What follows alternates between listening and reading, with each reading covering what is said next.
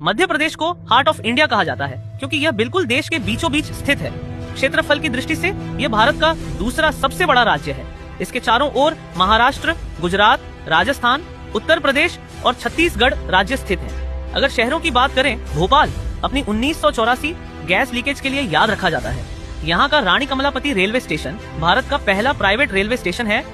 सिंगरौली कोयले का सबसे बड़ा भंडार देता है, जबकि पन्ना अपनी हीरे की खदानों के लिए मशहूर है।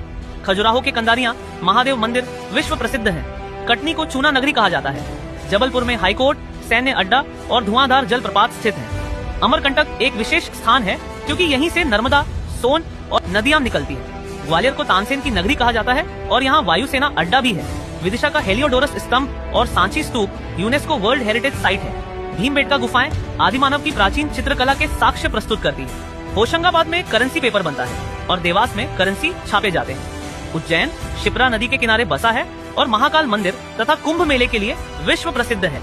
यहीं पर पहली वैदिक घड़ी भी स्थापित की गई थी। इंदौर सबसे विकसित शहर है, जबकि मांडू अपनी बाज बहादुर और रानी रूपमती की कहानियों के लिए मशहूर है। नेपनगर में अखबारी कागज बनता है। अलीराजपुर को एमपी का चेरापूंजी कहा जाता है क्योंकि यहाँ सबसे अधिक वर्षा होती है। आसिरगढ़ का किला दक्षिण भारत का द्वार माना जाता है और मंदसौर अफीम उत्पादन में सबसे बड़ा जिला है। मानचित्र पर देखें तो मध्य प्रदेश में दो प्रमुख पर्वत श्रेणियां हैं, विंध्याचल और सतपुड़ा। विंध्याचल बीच में है, सतपुड़ा दक्षिण की ओर समानांतर चलती है और नदियों में सबसे महत्वपूर्ण नर्मदा नदी है जो अमरकंटक से निकलकर अरब सागर में मिलती है। ताप्ती नदी भी अरब सागर में जाती है।